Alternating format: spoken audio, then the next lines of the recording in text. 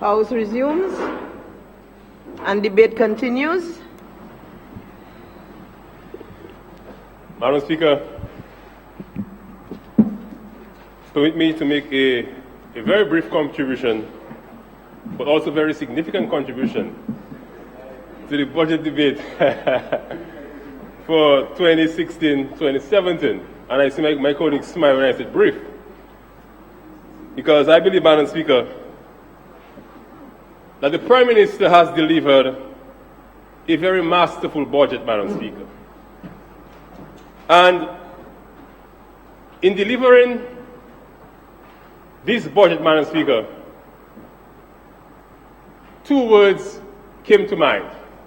Two very simple words, but very effective and efficient words.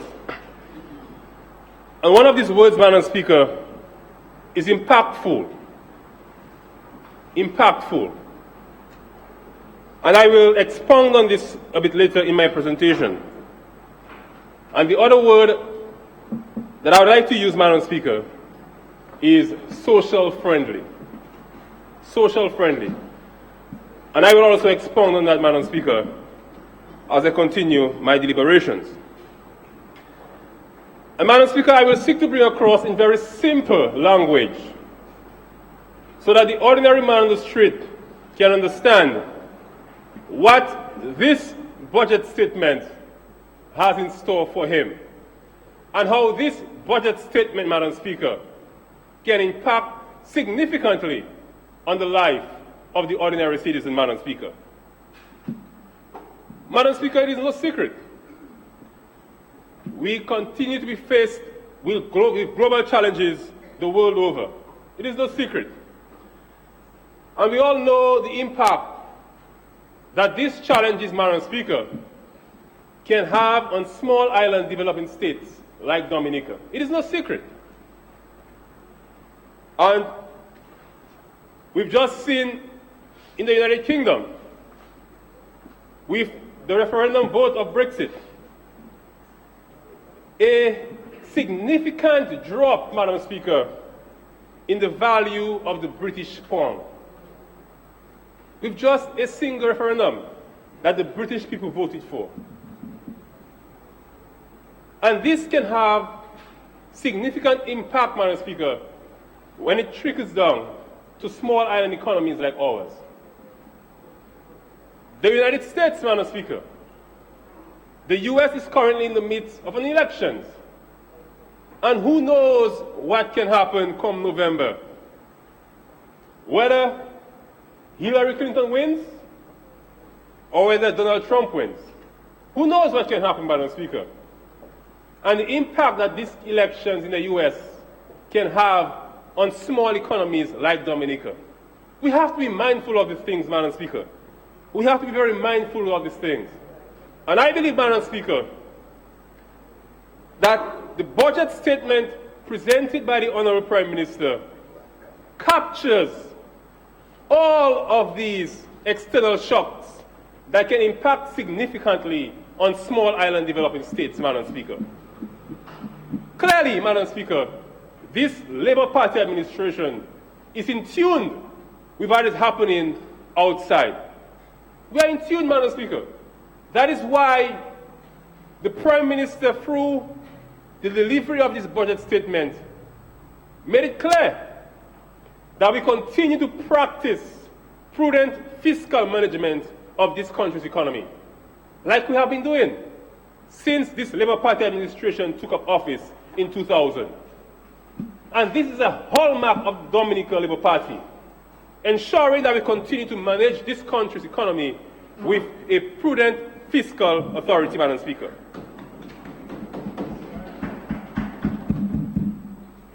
And Madam Speaker, I will take it a step further.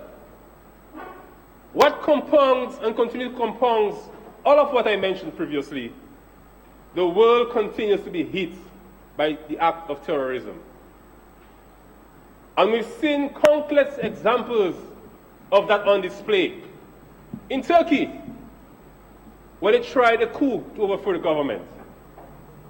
In France, in Spain, in Germany, Madam Speaker, across the United States. we continue to see acts of terrorism being displayed. And Madam Speaker, I believe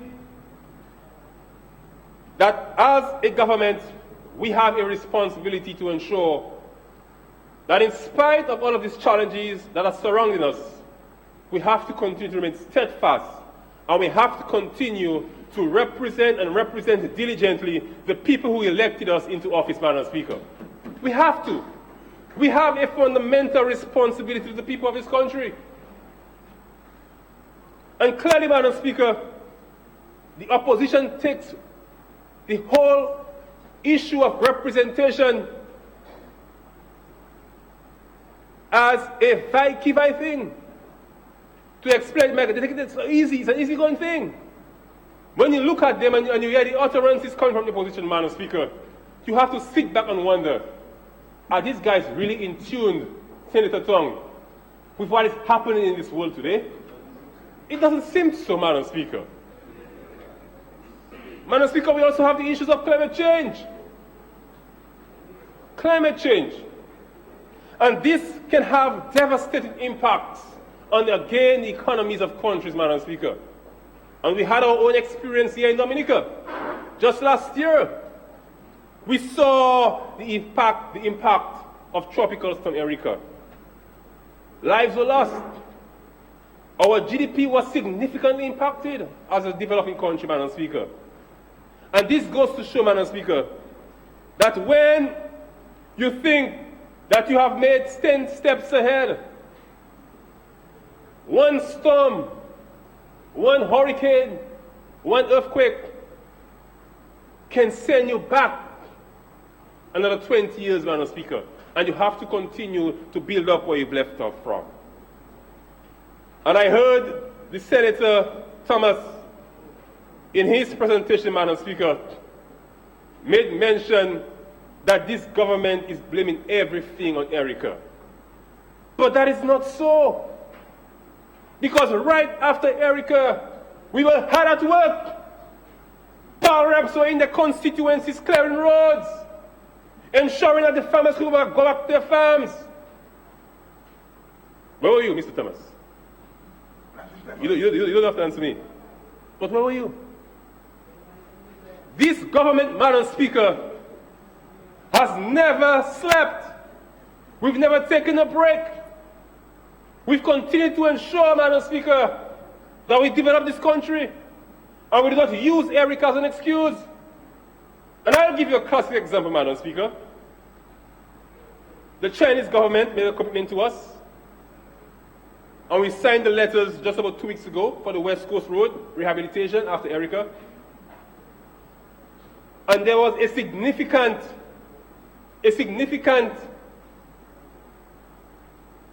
drop, an occurrence in the Dublin area, Madam Speaker. But we did not wait for the Chinese government to come to our aid. No! We took the initiative, Madam Speaker, and we went ahead and we ensured that the danger that was posed in the Dublin area, it was done. And it was done in quick time, Madam Speaker. And I want to commend the Minister of Public Works and her team, because I believe that design was done in record time, Minister Blanchard. And the job that was done there is an exemplary job, Madam Speaker. An exemplary job to have that piece of infrastructure back to normalcy so that pedestrians and commuters who use that road on a daily basis can be safe. Are you aware of that, Senator Thomas? You don't have to answer me. Madam Speaker, I certainly listened to Senator Thomas again. And I thought, Madam Speaker, that he may have been, or he should be, or possess some skills in terms of being a leader on the opposition side. Because when I listened to the leader of opposition this morning, clearly there was no substance in what he said. But I heard Senator Thomas, Madam Speaker, made mention that there is nothing in the budget that deals with skills training. And I had to rebut this statement very early in my presentation, Madam Speaker. Because you cannot send wrong information out there. But I will educate you, Senator Thomas. Madam Speaker, through you, let me educate Senator Thomas.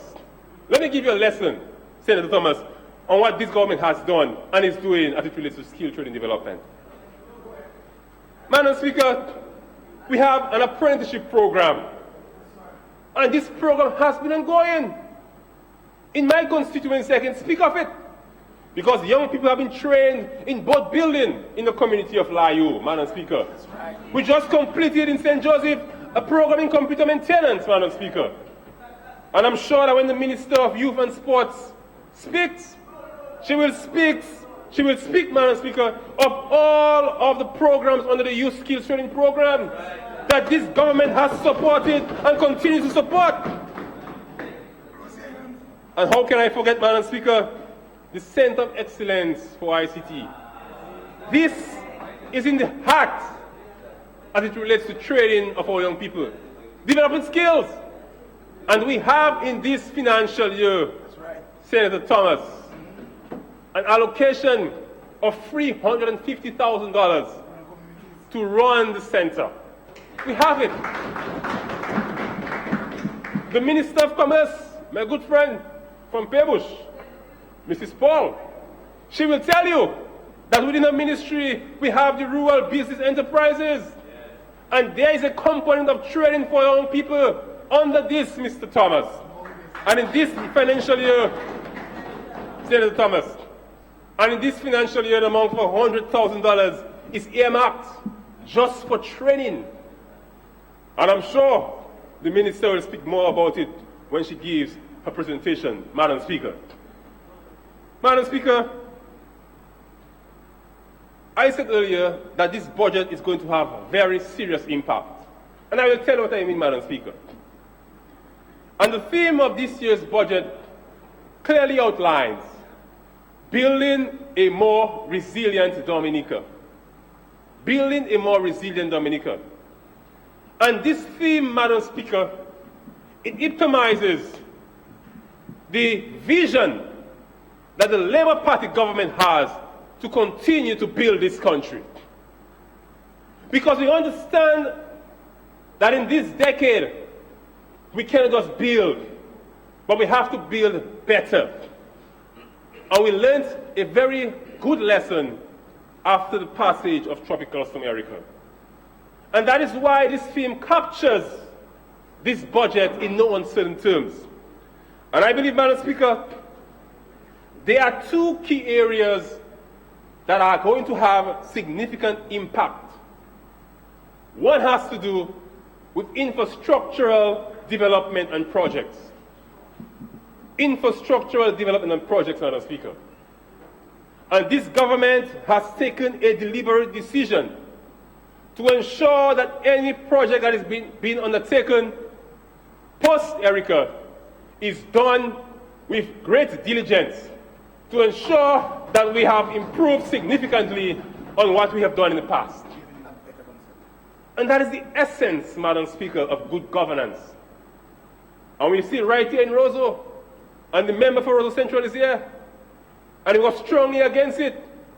The bridge under construction in Roseau.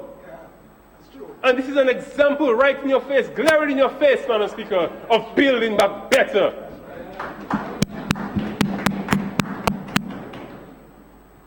And as I speak, Madam Speaker, we have infrastructural works going on at the Douglas Charles Airport.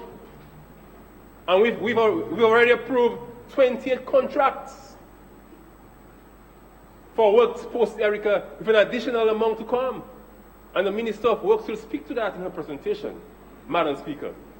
So that is one area that the impact is going to be felt in terms of infrastructure. Last year's budget, Madam Speaker, we presented to the Parliament and to the Dominican people a highway levy fund. Because we realized that to maintain our roads is an exorbitant cost, Madam Speaker. And what we've done, and you heard the Honourable Prime Minister highlighted in his budget, is to ensure that we can use those funds, those same funds, to go back into the economy and provide jobs, and ensure that we can have proper infrastructure, And the first tranche of those funds, which were collected from the highway levy, will go back to do a complete rehabilitation of the road leading to the hospital, Madam Speaker. And they say we're only doing things in constituencies that the Labour Party won. Magwisa. Magwisa. That means, Madam Speaker,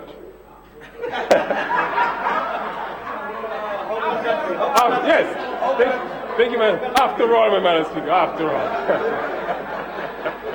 But, Madam Speaker, this is a significant point. This is a very significant point. Because this project will take place in the Resumption constituency. And I thought the member for Resumption would be here this evening to sing praises to this project, but he's absent from Parliament. You know, he should be here to do the work of the people, but he's absent, Madam Speaker. But this shows, Madam Speaker, once again, that this government has a plan. This government has a plan. And this opposition, if you recall, Madam Speaker, and the Hansard of last year's budget debate will show it, that they were strongly opposed of this highway levy. They were strongly opposed of it.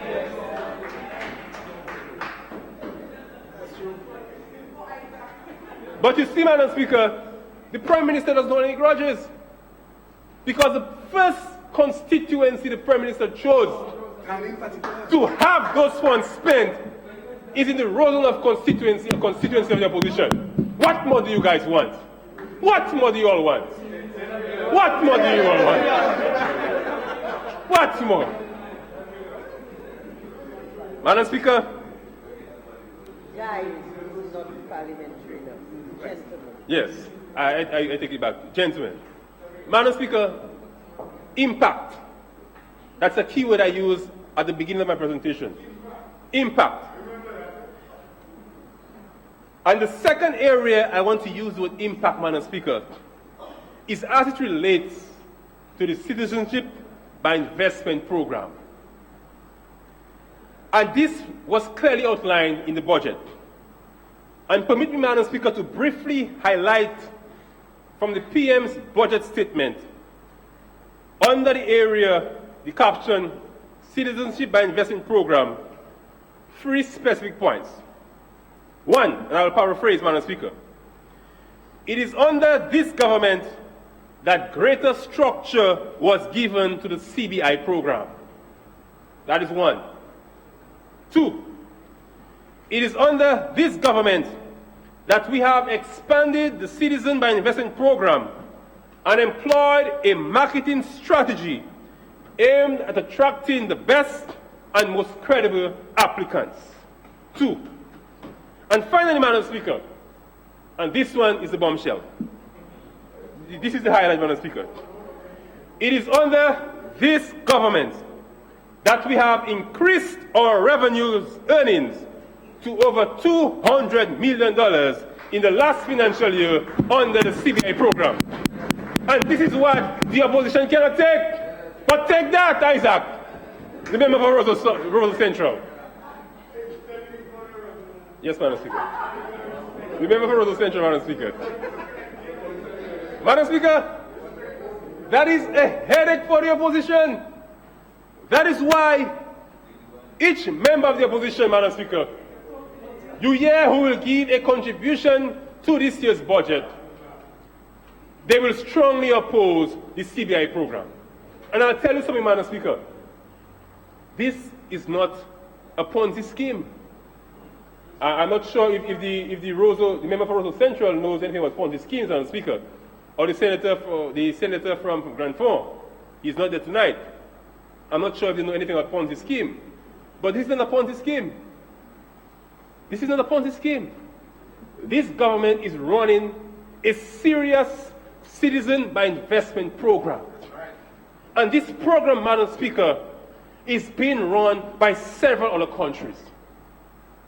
And this program, Madam Speaker, it has impacted significantly on the economy of this country. And the Labour Party administration will stand firmly by the Citizen by Investment program, Madam Speaker. Because you see, Madam Speaker, the opposition knows that in all of what they are doing and saying to bring this program down, if God forbid they were in office, they would be running that program haywire, Madam Speaker. You know that, member for Rosa Central. You know that. Where's Thompson Fontaine? He's not there. The senator. He knows that. Where is he? Madam Speaker, this government will not be distracted. We remain focused and will continue, Madam Speaker, to bring across development to our Dominican people. Because that is what true representation is about. It is about meeting the needs of the people. And later, Madam Speaker, I will make a stark contrast between these two. Madam Speaker, I also indicated earlier on that this is a social-friendly budget. Social-friendly. That's the terminology I'm using, Madam Speaker. And I will state here categorically, Madam Speaker, that this Labour Party cares. This Labour Party cares. And we've seen, Madam Speaker, in 2013, December of 2013, when we took a decision to implement the National Employment Program, it was because, Madam Speaker, we went into the corners of this country. We listened to the young people of this country.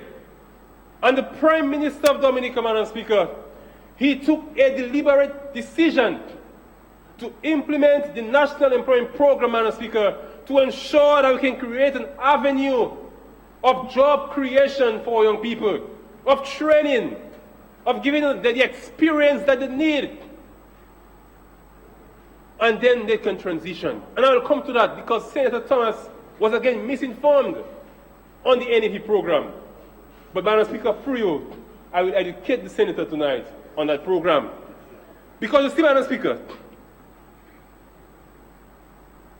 this program, when it was implemented, we started with about 400 young people. About 400 young people, Madam Speaker. And we've seen significant growth of the National Employment Program. To date, we have 1,344. But I want to make a very significant point here, Madam Speaker. Because when the opposition leader spoke this morning, he sought to give the impression that the numbers and the individuals who are currently on the program are the same people who started on the program. And that is not true. Madam Speaker, there has been significant transition from the program.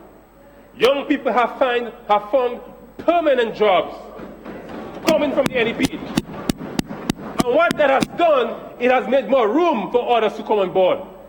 We've seen young people go to study coming from the National Employment Program, creating more rooms for other young people, Madam Speaker. There has been transition. Some of these young people have been absorbed into the public service. And we've seen it, Madam Speaker. And that tells you that the program is working. Because the opposition said it was only an election gimmick. But come on, gentlemen. Election is long gone. And the program is still surviving. And Senator Thomas, for your information, there are different components of the program, Madam Speaker, for you. You have an internship aspect of it, which deals specifically with university graduates, college graduates, Senator Thomas. And several of these young people who went out and studied and came back, they got that platform from the NEP, and then they were able to transition into the private sector, where they were able to get permanent jobs. So you have this internship aspect of it. You also have the community beautification aspect, Madam Speaker, where you have the individuals in the respective communities who may not have a skill. They are engaged on a basis of 3 days a week within the respective communities, on various beautification projects within their respective communities. Young people are engaged on community tourism projects. That's another aspect. You have the education mentorship program aspect of it, Senator Thomas. So this tells you, Senator, that this is not just a fly-by-night program. And this program, which was heavily criticized and is still being heavily criticized by the opposition, it is able to provide some form of livelihood for the ordinary Dominican citizen. And that is what the Labour Party is all about. We have raised the standards of our people. People who are unemployed now have a source of income. And this is being funded by the Citizen by Investment Program. And you want to take that away from people who are on the program? You want to take the bread away from these people? Member for Russell Central? That's what you want to do? It's unbelievable, Madam Speaker. Madam Speaker, social friendly. As we see, Madam Speaker, not one single social program of this Labour Party government has been eradicated.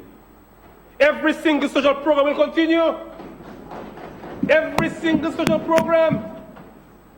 And I speak here of the assistance to school students. And the Minister of Education is here. And I'm sure that he will tell you in his presentation the thousands of dollars that the government spends before every school term to ensure that our students have school uniforms, school shoes, to go back to school, Madam Speaker, looking spanking new. This is a commitment of the Labour Party administration. The allowance that has been increased in this financial year for the 70 and over, Madam Speaker.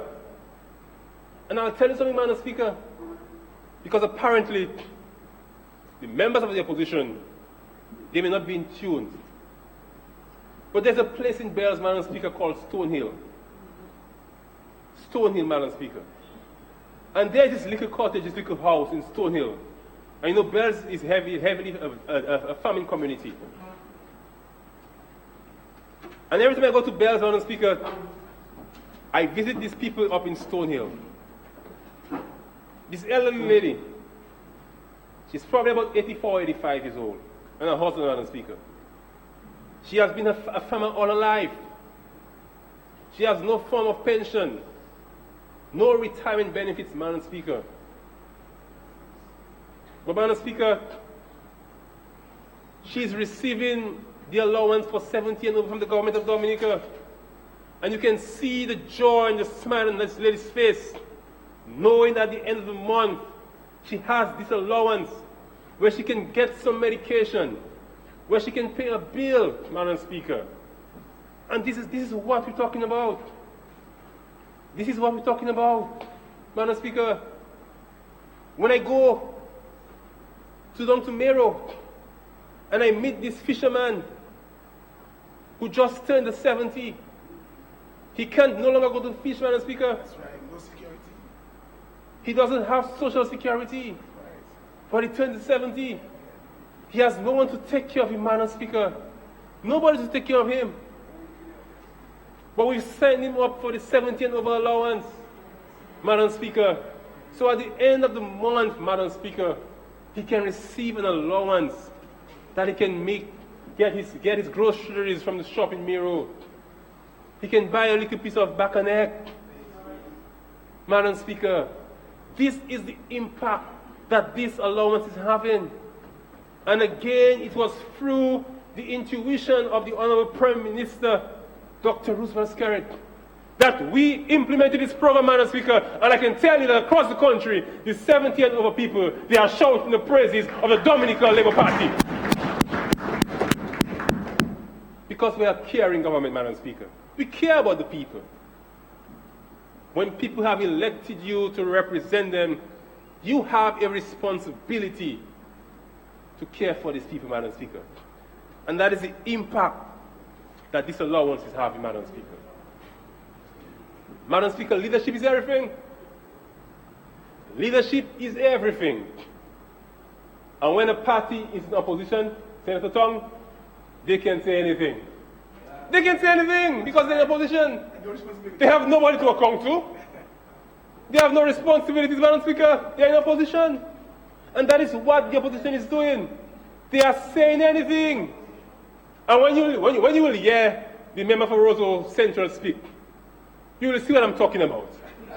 They can say anything. And when you listen to the leader of the opposition this morning, you got a clear indication as to what I am talking about. These guys can say anything. These gentlemen, Madam Speakers. They can say anything because they're in opposition. But as a government, we have a responsibility to the people. And we have to ensure that we lead the people, Madam Speaker. And that is demonstrated from the top. The Prime Minister has demonstrated in no uncertain terms, Madam Speaker, what leadership is all about. Leadership, Madam Speaker, is everything. So while the opposition is on a rampage to destroy the country, to stop the Citizen by Investment program, to stop the 70 over allowance, to tell the people that nothing is happening in the country, we remain focused as a government, we remain steadfast, we remain diligent and dedicated and committed to doing the work that the Dominican people elected us to do, Madam Speaker. And we must make a stark difference between Prime Minister Roosevelt Skerrit and the leader of the opposition. You have a leader of the opposition, Madam Speaker, and he came here this morning, and I was hoping he'd be here tonight, criticizing the budget, crying down on the economy of the country. He cried down on the economy of the country. But this is the same leader of the opposition, Madam Speaker, who is asking the poor people of this country, he claims, to pay his bills for him. Come on. Let's get real. Let's get real. Let's get real. You say nothing is happening in the country. But these are the same people that you're going to asking to pay your bills for you, having no shame. But Madam Speaker, it is very sad. It is very sad. And it's a sad day in this country, Madam Speaker, when you have people who buy into that message. It's sad, Madam Speaker. But of course, Madam Speaker, that's how life is. And when I thought that something meaningful would have come from the leader of the opposition presentation, the only thing he said with sarcasm in his voice was that the government should raise the 70 and over allowance to $400. So outrageous. I mean, come on, member for Roseau Central, come on, man. You sat there, you listened to the leader of the opposition, and you know better, you should have stopped him. You should have stopped him. I was expecting you, the Senator Fontaine, or Senator Thomas, to say, Bossman, come on, nonsense you talking there, take your seat. What you saying doesn't make any sense. Take your seat, boss, take your seat. I was expecting you to do that. But Isaac, you disappointed me, man. Come on, man. You disappointed me. Member for Roseau Central, you disappointed me. My apologies, Madam Speaker. And the young people have something saying, Madam Speaker, SMH. That means to shake my head. That's all I could do. All I could do was SMH, shake my head. You know, while he was making his presentation. But Madam Speaker, I want to display Madam Speaker, I want to display, with your permission, 2 documents in Parliament to make a point. 2 documents, Madam Speaker. And I want the camera to get it. I want to display two documents, Madam Speaker, in Parliament. Yeah, they are. Cameraman, you getting them? I'm hoping. Two documents, Madam Speaker, I want to display here in Parliament. No. Madam Speaker, I read both of these documents. Yes. I read both of these documents. And I will tell you something, Madam Speaker, and this Honorable House. This document, Madam Speaker, it only contains fanciful rhetoric, pie in the sky promises. Pie in the sky promises, Madam Speaker. And when I read it, that was it. But Madam Speaker, the second document, this document, the plan, yes. Madam Speaker, I read this document with a smile on my face. And this is the document of the Dominica Labour Party Manifesto for 2014, the plan. And the reason, Madam Speaker, I brought these two documents to Parliament is to inform the Parliament, Madam Speaker, that the Labour Party administration, led by the Honourable Roosevelt Skerrit, is serious about this country's development. And it is clearly outlined in our manifesto of 2014. And step by step, Madam Speaker, progressively, we've made that climb to where we want to take this country. We've had our challenges, we've not been deterred, we've remained focused, and we've bounced back. And we're going to come back better, bigger, and stronger, Madam Speaker. Because we don't take the people for granted. We don't make excuses. We do the work that we were elected for, Madam Speaker. And Madam Speaker, this morning, again, and this will come up a lot of times in the budget debate, we listened to the opposition leader, and I want you to rebut it again this evening, where he was sounding the trumpet of a country in the Caribbean, St. Kitts, and how St. Kitts is doing so well and so forth, and Dominica is backward. But what he did not tell the Parliament and the Dominican people is that, Madam Speaker, after the sugar industry in St. Kitts collapsed, what has the economy in St. Kitts going? What has it? It is the Citizenship by Investment Program. That is it, Madam Speaker, the CBI program. This is what is pushing St. Kitts. So while the leader of the opposition and his team, they are trying to stifle the Citizenship by Investment Program here in Dominica, they are praising it in St. Kitts. And then they want to come and say they are patriotic Dominicans. Shame on the opposition, Madam Speaker. Shame! You want to kill what is in your country, and you say you love Dominica? Come on, gentlemen. Come on. Come on, member for Roseau Central. Madam Speaker, I read an article on DNO where the Senator Fontaine, the self-proclaimed economist, was asking the government in this financial year to increase the tax base. But what he's actually saying, Madam Speaker, is to put more taxes on the people. That's what he means. That's what he means, to put more taxes on the people. So he's saying, tax the fishermen, tax the farmers, all the small businesses that we have, tax them, tax. That's his suggestion, Madam Speaker. But what this budget statement has done instead, Madam Speaker, is to provide incentives for the growth of people and from taking Dominicans to an even higher level. And I see the hoteliers are smiling. They are smiling because never before have they gotten such incentives from a government. But there was consultation by the Prime Minister and the team with the DHTA, and the hoteliers can smile because there is provisions, Senator Tong, in this financial year to upgrade and to uplift their businesses, Madam Speaker. And I'm not sure, Madam Speaker, because I know when a medical doctor is caught for doing malpractice, his license is taken away from him, or he's put on leave or something. So I would want to recommend to Dr. Fontaine that he may have to seek to revoke the doctor before his name.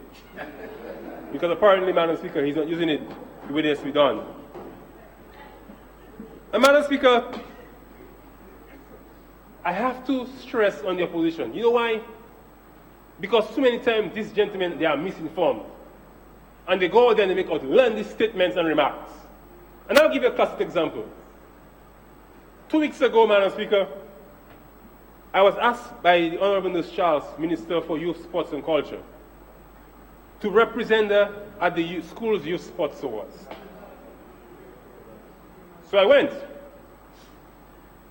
It was held at the Dominica State College. So obviously they invited the member for Rosenhoff, who happens to be Daniel Lugis, Honorable Daniel Lugis. And in the 5 minutes that he had to speak, the member of parliament for Rosenhoff, he came and instead of praising the young people and encouraging them to go in sports, he lashed out at the Minister of Lands and at the Minister of Sports, saying that they are the ones who have prevented the project at Lindo Park from going forward, Madam Speaker. So I said, okay. But I had the information. So when I went to speak, Madam Speaker, I corrected him. I told him that the project was approved. And if you were to go to Lido Park, you will see work is ongoing there now. But he was totally uninformed of what is happening in his own constituency. And I'll tell you something, Madam Speaker. The government was never opposed to the development of Lido Park. It had to be done the right way. And that is what we said from day one. It had to be done the right way. Because this Labour Party government, we are the ones who have taken sports to another level in this country. To new heights, never before seen. Not only can we speak of the improvements to sports infrastructure around our country, but we've continued to place significant resources through the Ministry of Youth and Sports to ensure, Madam Speaker, that our young people can have the opportunities, Madam Speaker. And that is what it is about. That is what it is about. And the member for Roseau Central, Madam Speaker, he as well. He was invited to a youth life skills program graduation ceremony, a graduation ceremony for young people who have been given a second chance, Madam Speaker, in life. Young people who have been given a second chance in life. And one for him to come and to encourage the young people, he's going to tell young people he believes it is time for the government to decriminalize marijuana.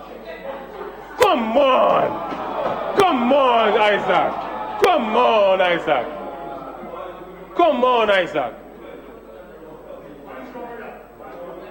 This is what you tell the young people?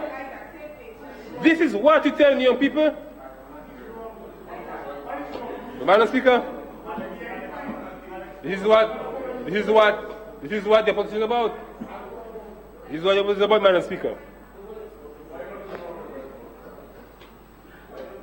But Madam Speaker, let me say this. We will continue to ensure that we remain focused and not get distracted. We will remain focused, Madam Speaker. And let me just highlight, Madam Speaker, as I move quickly to the Ministry of Information, Science, Telecommunications and Technology, some of the achievements that we had within that ministry over the last financial year. This Labour Party government, we made a promise to the students of this country to provide every child at a high school and every child at the Dominica State College with a tablet, and we delivered, Madam Speaker. We provided 7,653 tablets to high school students. And we provided 1,800 college students with their tablets, Madam Speaker. A total of 9,453 tablets to students of this country, Madam Speaker. And one may ask, why should I mention this? And I'll tell you why. Madam Speaker, no government has accomplished this feat. And it is only a government which has a clear set vision and which understands the times that we are living in that will fulfill a promise like this. And that was the vision that our Prime Minister had, Madam Speaker. And this vision and this promise was fulfilled. We delivered to the students of this country their tablets. Madam Speaker, we said that we were going to provide opportunities for young people. And we forged and developed a partnership with the government of India to develop a center of excellence for ICT, Madam Speaker. And I can tell you, Madam Speaker, that this is going to provide significant benefits for the young people of this country. And on the 28th and 29th of this month, which is tomorrow, I believe, and Friday, we will be having a general orientation for all of the people, the young people, the students, the participants, who will be the first ones to do the programs at the Center of Excellence. And in the initial stages, Madam Speaker, we are going to provide the training at a cost free to the participants. We are going to provide that training free of cost. All in an effort to encourage our young people to come on board and get the requisite skills that they need so that they can become more employable. They can go out there and form partnerships and form their own businesses. Because I can tell you something, Madam Speaker, there are serious opportunities in the field of ICT and technology for young people. And once they have the skills, they will become more marketable, Madam Speaker.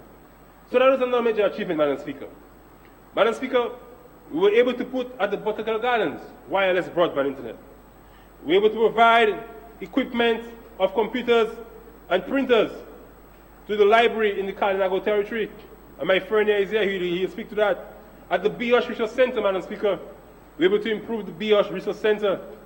The Monratchet Development Center, we also improved that center. The St. Joseph Research Center, we also provided equipment to that center.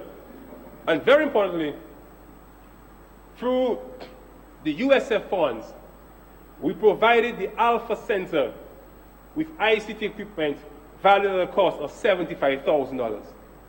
All of these achievements we were able to accomplish, Madam Speaker.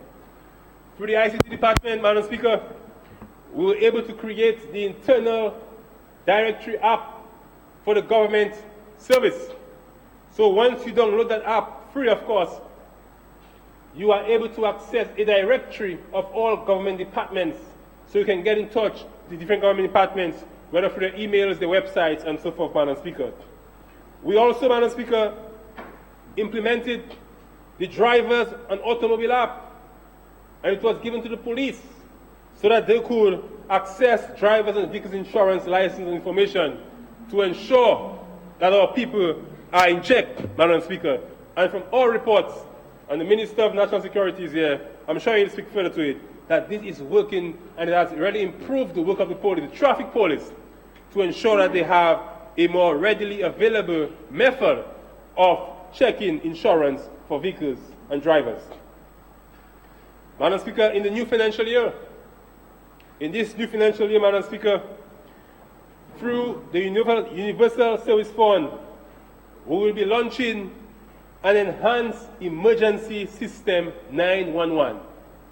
And this will significantly impact on the response to emergencies by the police and the fire and ambulance services across the country. And again, that was funded from the USF at a cost of $1.5 million. And I believe sometime next week, we'll be having the official launching of that enhanced emergency and response system, Madam Speaker. Madam Speaker, we will embark on a program as well to ensure the establishment of smart rural centers, and we've made provisions in this financial year for it to ensure that we can bring across broadband to every sector and every segment of this country, so that the ordinary citizens, wherever they may be in this country, they can have access to the internet, Madam Speaker. And so all of this, Madam Speaker, we'll continue to work towards throughout this new financial year. And I really want to thank the staff of my ministry, because I put a lot of pressure on them, Madam Speaker, so that we can deliver. Because we have to deliver to the people. We have to ensure that we deliver also in a timely manner. And Madam Speaker, I really want to thank the efforts of my staff, Permanent Secretary of my ministry, the Director of Telecoms, the engineer there, and the other staff of the Ministry of Information Science, Telecommunications and Technology for their support over the last financial year. And I'm sure we can look forward to better things in this new financial year. Madam Speaker, I want to highlight briefly my constituency, the St. Joseph constituency. And I want to take this time out to really thank the people of Bells, Layu, St. Joseph, and Miro, who have given me the opportunity, Madam Speaker, to continue to make representation on their behalf here in Parliament. It is because of you, the people of the St. Joseph constituency, that I am here in this Parliament. And I really want to thank you for that. And you have given me a mandate to represent you and to represent you well. And that is why, Madam Speaker, I will start with a very important project that is being featured in this financial year. And this project, Madam Speaker, is the complete rehabilitation of the Car-Home Feeder Road. And again, Madam Speaker, I want to say thank you to the Prime Minister for making $2 million available from the Citizenship by Investment program to undertake the works on the Car-Home Feeder Road, Madam Speaker. Madam Speaker, I have visited that road several times. I have visited the farmers in that area. It's a very productive area. You have the farmers like Covin Charles up there, Elkin Mason from Miro, Augustus Charles, Eustace Lee, a number of the farmers, even Mr. Jean, who might be in his late 70s, still going up to the farm. A very productive area, Madam Speaker. And the roads there have been in the deplorable state for a long period of time. The Prime Minister himself, along with myself and the Minister of Agriculture, drove that entire road. And Madam Speaker, under the BAM, this was one of the roads that was captured. But as the Member of Parliament, I had to find out the information as to what works were exactly going to take place there, Madam Speaker. And I discovered that the works were starting at the other end of the road, not the Miro end. And the funds would not be sufficient enough to complete that road, Madam Speaker. And so I went to the Prime Minister to make representation on behalf of my people and the farmers of the Car-Home area, Madam Speaker. And I told the Prime Minister that this road is important to me and my constituents and the farmers, the hard-working farmers, Madam Speaker. And the Prime Minister understood. And he told me that he would make a commitment, and it is captured there, Madam Speaker, in the budget of $2 million to have the Car-Home Feeder Road completely rehabilitated.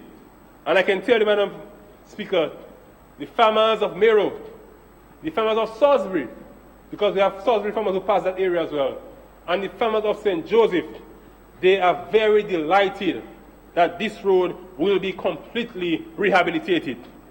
And throughout the rehabilitation process, Madam Speaker, it will provide employment for the people of St. Joseph and Miro. They will get to work on this road, Madam Speaker. Provide employment for them. So I want to encourage them to get ready. Get ready, because work is about to begin.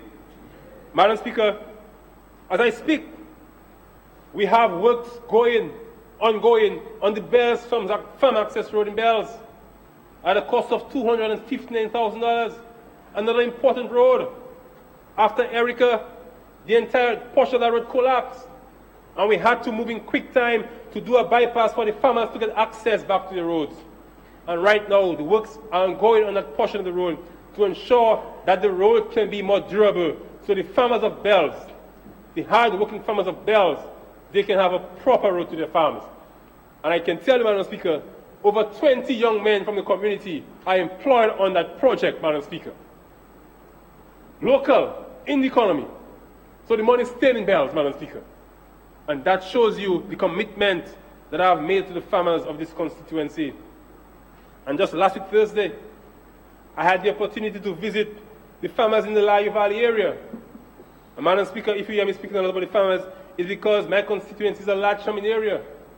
And I visited the farmers in Atli and Agul and Krong and Niba. And I went to a farm, Madam Speaker, in the end of Atli. One farmer there doing some serious farming. Mano, my good friend. And I can tell you, Madam Speaker, when you see the amount of work that is coming from these farms, you have to, as a member of parliament, go out there and ensure that you can represent these people. And that is what I have done, Madam Speaker. And will continue to assist the farmers, not only with farm access roads, but with inputs, Madam Speaker. And I will continue to speak and be the voice of the farmers in my constituency. Because that is what they elected me for, Madam Speaker. To speak on their behalf and to make sure they get effective representation, Madam Speaker. And I will continue to do that, Madam Speaker. Madam Speaker, the abattoir, the much talked about abattoir, is in the heart of my constituency. And I really want to commend the Minister of Agriculture for his drive and his team for already pushing the abattoir project, Madam Speaker. Because while some have criticized the abattoir, we have to realize, Madam Speaker, that this is an opportunity. It's an opportunity. And the Prime Minister highlighted that in his budget presentation. This is an opportunity, Madam Speaker. You have 3 minutes there. Yeah, 10. Madam Speaker, I move that the Honourable Minister be granted an additional 10 minutes to complete his presentation on the budget debate. Seconded, Madam Speaker. It has been moved and seconded that the Minister be given a further 10 minutes to complete his presentation. Those in favour? Aye. Those against? The ayes have it. You can continue. Thank you, Madam Speaker. And I was saying, Madam Speaker, the abattoir provides an opportunity for the farmers, young farmers, to come together and to get the benefits.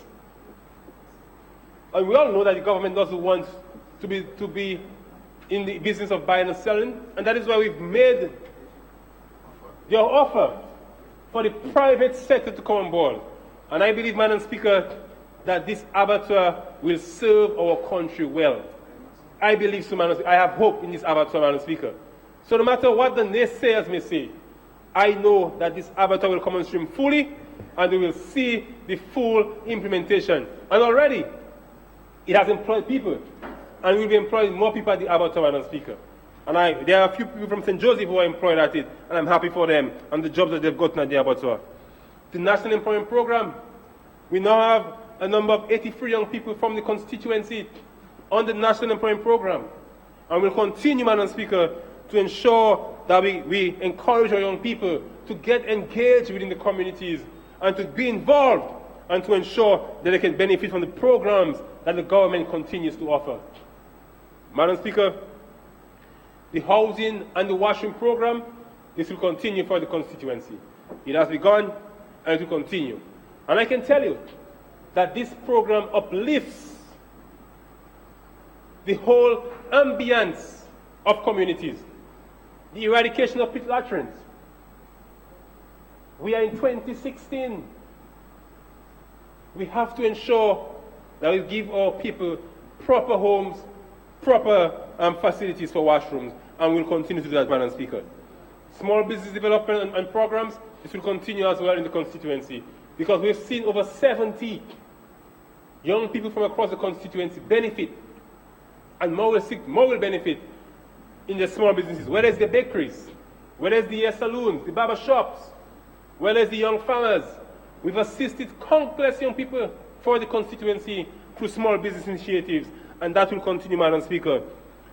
Madam Speaker, before I take my seat, I want to say to my constituents, I remain committed to you. I remain committed to serving you, and I will be there for you. In good times and in bad times, I will be here to serve you. This is what you've elected me for, and I take my responsibility of service seriously. And I will continue, Madam Speaker, to dedicate my life, and as long as the good Lord gives me strength and health, I will be here to represent my people of the St. Joseph constituency. I love you all, and I know you all love me. God bless you, Madam Speaker, and I thank you for the opportunity.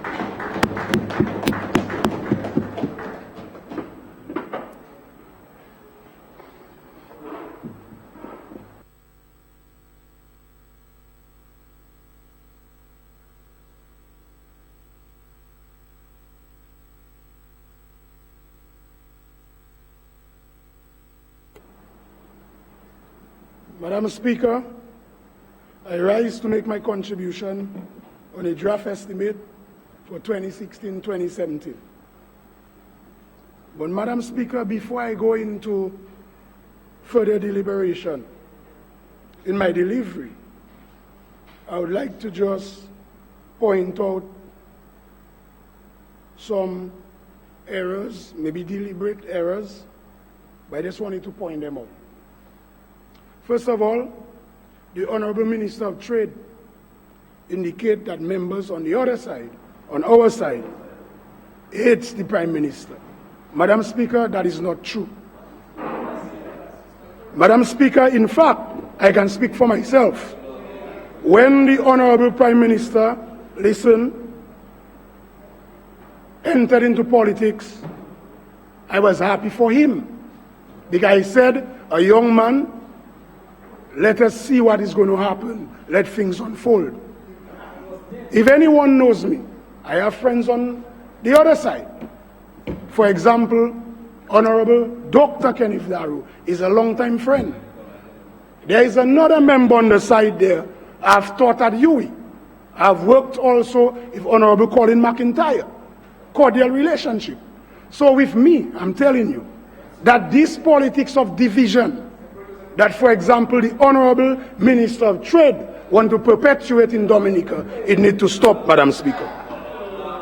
Madam Speaker, again, I want to clarify something. And again, the Honorable Minister of Energy, Minister of Trade, we know each other since we're about 15, 16 years. When we played football, grammar school versus PSS, he brought me to meet his father. May his soul rest in peace. You know, we sat down, reasoned, we play a little domino, Madam Speaker. So remember the days. So we must understand, and I'm saying that so the people of Dominica can understand that I'm not a just come in politics, and the members on my side also have friendship going on there. Honorable Isaac Baptist have friends on that side too. And I don't want to go further, but let us clarify. The Honorable Kelvin Daru, Minister of ICT, again, you are a young man. You must always try to talk the truth, Honorable. In fact, as a matter of fact, you mentioned things that to me were distasteful. You must so respect when somebody studied for many years and achieve a PhD in economics. You must respect that. That is just lessons for the future. He sounded spirited in his debate, but again, I just wanted to clarify those matters there so the general public can understand. Again, Madam Speaker, no, budget is not necessarily just about numbers, Madam Speaker. Budget is supposed to reflect a clear government or business policy, and any good budget must be taken in context of the quality of leadership and against the backdrop of good governance, Madam Speaker. Madam Speaker, I'm saying that so that we can search our soul, because there are some key qualities of great political leaders. Whether you are the leader of the Labour Party or a constituency leader, you must search your soul. First one is honesty when you are discussing and you're debating. The other one is about genuine compassion, integrity, and instilling confidence in the nation. Also, you need to show flexibility. So when we talk about honesty, you need to show us that you have some level of character and you can show a level of credibility. And in regards to genuine compassion, you must always put yourself in another person's shoes. Always do that. Because in Parliament, for example, and I'm talking about genuine compassion, if it were the Prime Minister's mother who passed away, God forbid, would we be having the debate all now, or would we postpone it, adjourn it to the next day? So don't worry about that. I'm doing what I have to do. But I'm saying, all different, that I'm saying, search your conscience. That's not for debate. Just search your conscience. In regards to integrity, Just 1 minute, please. we must... One moment, please. There is a certain amount of latitude that is afforded to members during the debate of the budget. But I do believe that your last few sentences have really stretched it. Madam Speaker, I'm telling you that you're discussing the budget, but not about people's character. No, As a no. matter of fact, there's a standing order which tells you when you want to do this, you have to bring a motion specifically for that. Okay. So I would ask you, please, go back on the budget. Madam Because this Speaker, is really what we are staying late to Madam do. Speaker, noted. But And- I was saying, I wasn't attacking personality. I was just saying... You, excuse me. I was just saying... Just no, I one was moment, just saying, please. Just one moment, please. I heard what you said. Yeah. I understood what you said. Okay. And even if you didn't mean it, that's how it came out. Well, Madam So Speaker, I'm that was not asking the you intention. to cease and desist. Madam Speaker, Can I've we moved move on on, already. please? You know. Right. I'm okay. Madam Speaker, in regards to flexibility, a political leader... That's what I'm just telling you. This is not a No, discussion. I'm going to give a context when I talk about... No. Please, get on with the budget, please. Okay. You remember Madam- you have half an hour. Okay, Madam Speaker. Try to do what you have to do within that half hour. Okay, Madam Speaker. Okay, so when you want to discuss about the flexibility of leadership, you will lose your time for discussing the budget. Okay, Madam Speaker. And Madam Speaker, the budget must be taken in context of accountability, transparency, and it must be inclusive and responsive. And it must be effective and efficient. The Honourable Member, the Minister of ICT spoke about impact. Madam Speaker, I therefore delegate this budget response to all patriotic Dominicans who have contributed in sports, business development, farming, public service, spiritual leadership, teaching, medical services, who are here and abroad, and who have relentlessly put an effort to contribute to the nature island, Dominica. Some of them may feel that over the years they have not been given an opportunity to achieve their goals, although the Labour Party have been there for over 15 years. Madam Speaker, I listened to the Prime Minister carefully, attentively, and I think the budget he delivered lacked creativity, innovation, and in fact, it didn't really inspire hope for the future. I'm saying that because the Prime Minister, his usual passion of delivery was not really there this time. In fact, I saw some members of his team, even on their phone, almost like they were bored. So, Madam Speaker, I'm saying that this budget address Though there are certain things I will outline that I agree with, but it was not inspiring. In fact, Madam Speaker, I would quote the famous Peter Tosh, only the poor man I feel it. Imagine, Madam Speaker, gas prices over the years have gone up.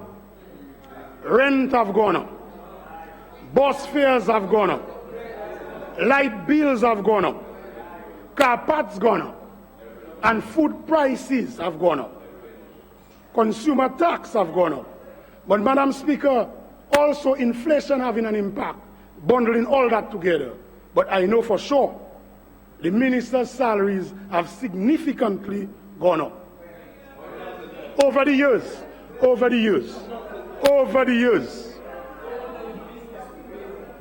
Madam Speaker, this administration have focused on selling passport as a solution to our economic problems, Madam Speaker.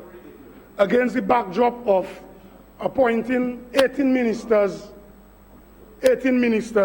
of government, advisors, amounting to, over the period of time, close to 2 years, over 5 million in salaries and travel. But, Madam Speaker, there is nothing new that we can say that this is a new sustainable project in this budget, the 2016-2017 new project that we can say is sustainable and will have significant impact. Madam Speaker, the other members of the House will have an opportunity to tell us and to point out to this honorable House at least 3 sustainable new projects, Madam Speaker. Madam Speaker, just to outline what I'm talking about. For example, there is no mention of the coffee plant project. Almost like it just disappeared. No mention in the budget. Madam Speaker, yes, the abattoir was a good idea, which I will support because it was a good idea to bring up a project as the abattoir. However, I hear many members in the House talking just willy-nilly, Madam Speaker, as if to set up a business like an abattoir is just a standalone business. It is not a standalone business. You have to look at the industry, the entire chain, not just the individual factory, for it to be sustainable. Madam Speaker, we must look at, for example, in the years of the banana industry, you had an industry, not just one individual farm or one individual business. I heard some members speaking about, and the Prime Minister, Minister of Finance, mentioned about divestment to the private sector. But, Madam Speaker, again, it's a good idea in the long term. But in the short term, Madam Speaker, you'd have to ensure that you have proper certification program. For example, you'd have to have ISO 2200 certification or HACCP or Good Manufacturing Practice certification before you can talk about divestment. The business would have to ensure that the entire chain involved in that business is in place. For example, you have, let's say, a reliable hatchery supplying the chicks. You have, for example, research and development in place to ensure that the business, which is just the abattoir factory, is sustainable.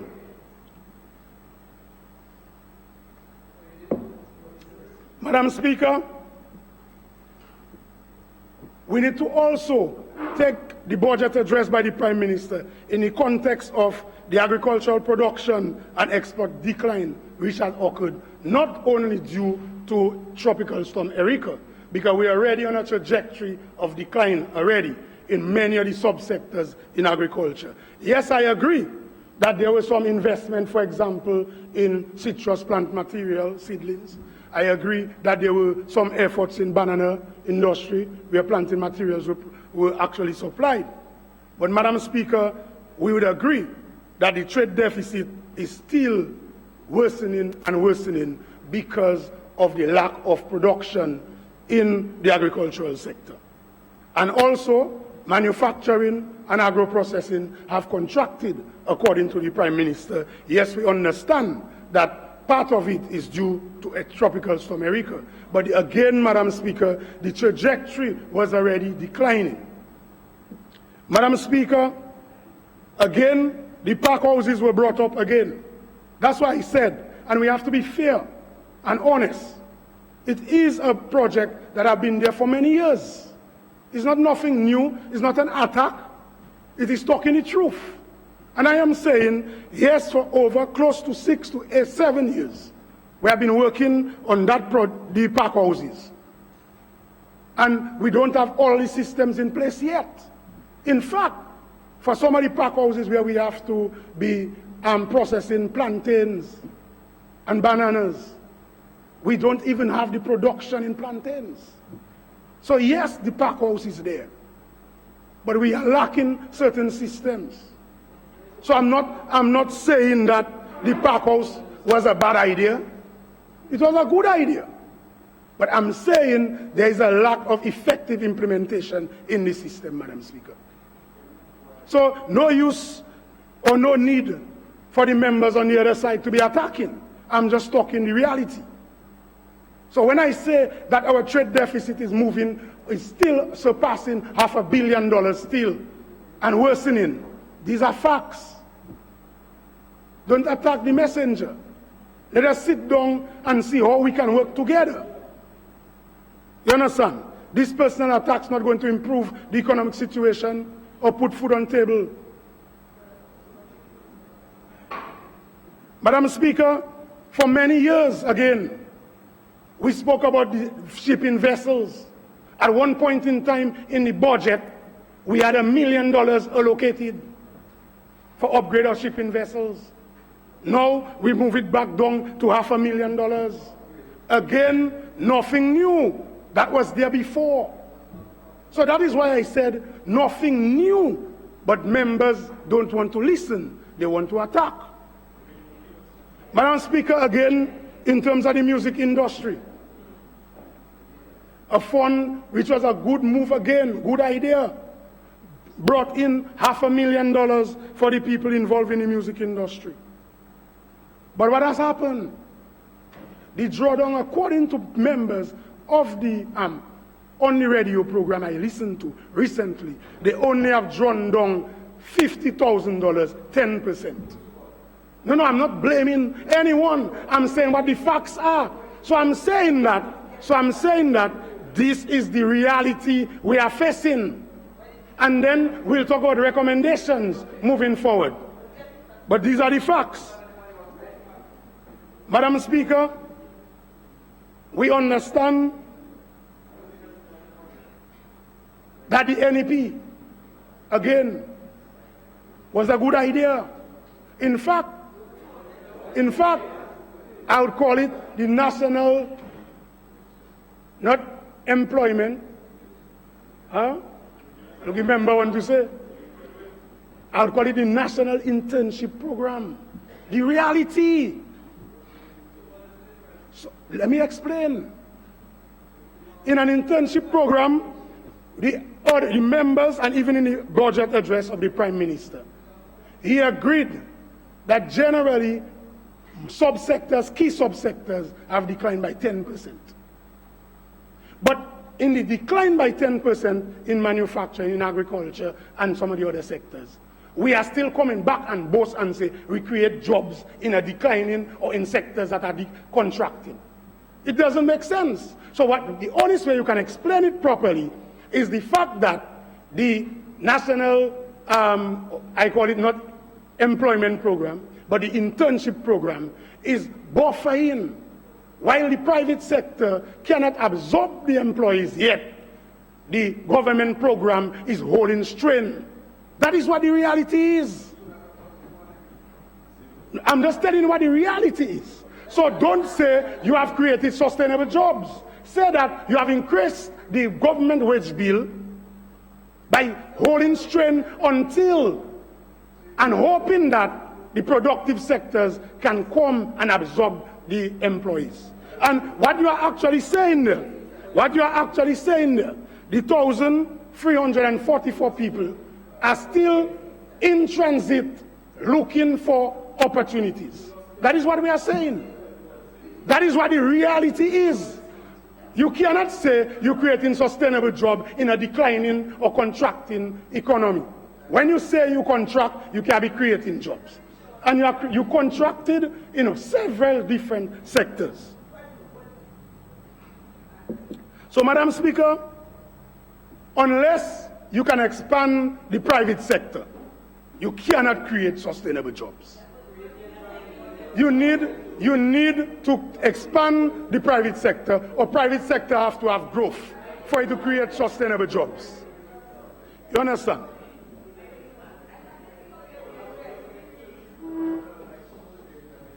So when a young person, and I'm going to give a clear example, what I know in Roseau. There is a restaurant.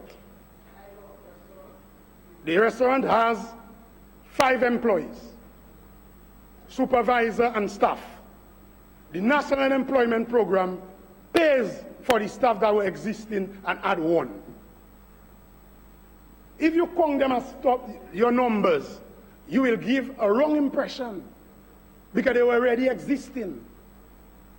That is why I said there is a confusion.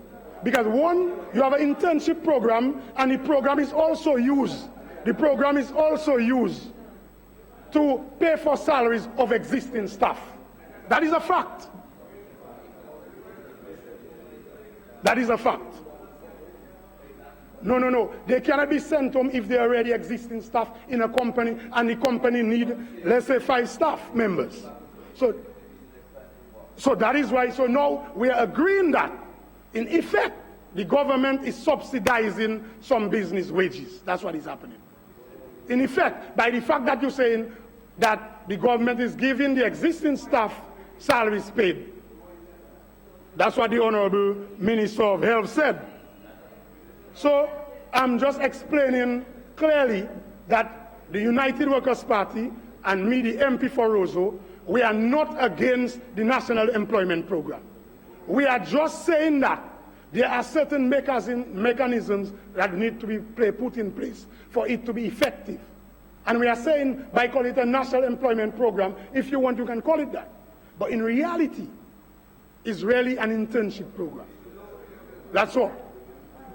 So really and truly, we need to ensure that we create sustainable jobs. So, Madam Speaker, after many people have listened to the budget address of the Prime Minister, the hardworking young people of Dominica, the question is, did it instill hope? That's not for me to answer, but that is for the general public to answer. Did it instill hope? To the mothers and fathers who are working both in the private sector and public sector, would you advise your children who are studying overseas to return to Dominica after listening to the budget address? These are the questions. These are hard questions that we need to ask ourselves. The question is, if you're a public officer, a teacher, a small business owner, an unemployed person, were you inspired? Were you hopeful? Don't attack me. Just questions that the public need to ask themselves. Because we listen, I listen, they listen, so we have to ask ourselves that question. And if you get the opportunity to leave Dominica after listening to the budget address, would you stay or would you leave? These are the questions. These are hard, fast questions we need to ask. The question, if you are a business person, after listening to the budget address, would you invest now or would you have more confidence to invest? These are some of the questions. So, Madam Speaker, in the interest of time, I'm going to focus on some major issues of national importance. One I heard many members of this honorable House spoke about the citizenship by investment, so I'm going to talk on it for the first time. The honorable Minister of ICT said that I did not support it. I've never spoken on public record about it. This will be the first time. That's why I mentioned about honesty. I wasn't attacking. I was just saying that have your facts straight. So I will also talk about tourism development and financing. And he mentioned about the marijuana issue. I will bring it up because he brought it up. And we'll focus on Roseau infrastructure and sports. So, Madam Speaker, on the Citizenship by Investment program, I want it to be clear. I am not against the Citizenship by Investment program. In fact, the United Workers' Party is not against the Citizenship by Investment program. Madam Speaker, our major concern has always been about lack of information or complete transparency. However, in the budget address by the Prime Minister, I see a great attempt was made to give more information. In the absence of information, people can make assumptions, Madam Speaker. But if you give information, then people can be able to debate and discuss. Not that we'll agree with everything, and you don't expect us to agree with everything, because everybody have different ideas and different angles of how they see things. Madam Speaker, also, another problem or a major concern I have is the lack of a holistic planning approach, taking into account, as I mentioned earlier, issues of good governance. I will talk about what I'm talking about. I'll give an example.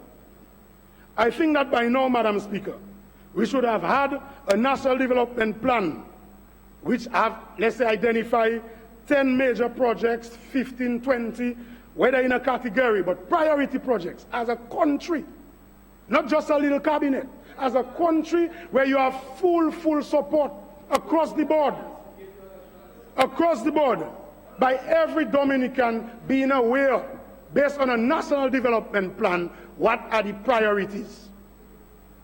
And Madam Speaker, the entire country now would be working towards building our island to achieve set targets based on those identified projects, for example, by 2020. So we have a development plan, we have no development plan that somebody can go to say these are the clear areas that we have identified. This would involve now key stakeholders. You have for 4 example, minutes left. How many? 4 minutes.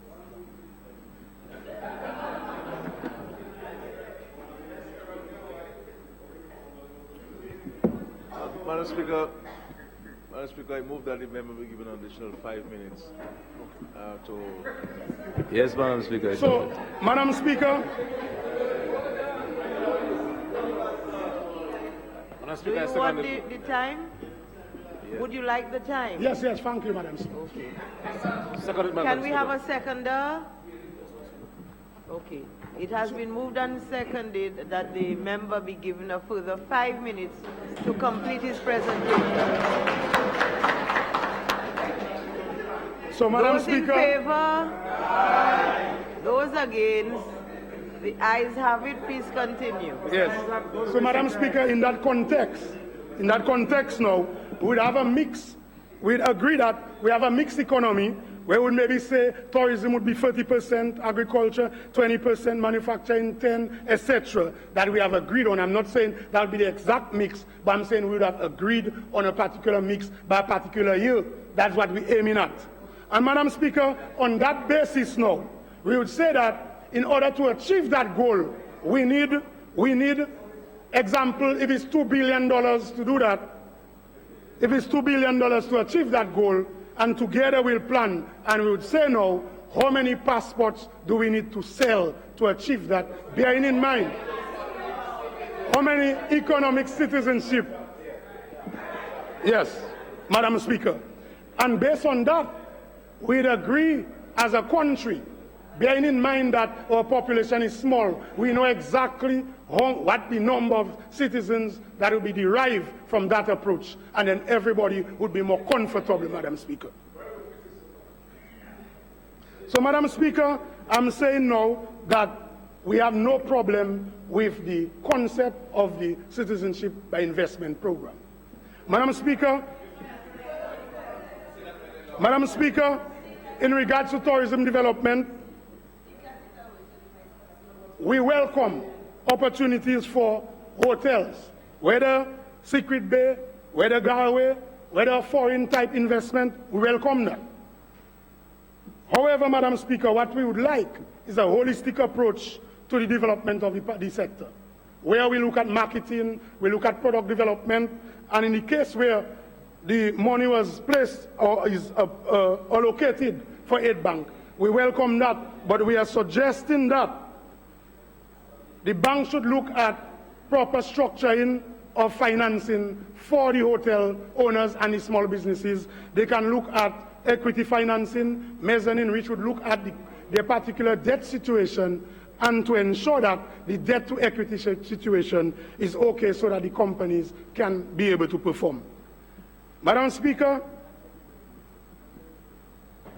we are asking also for a bipartisan approach to setting up maybe a committee or commission for international airport development.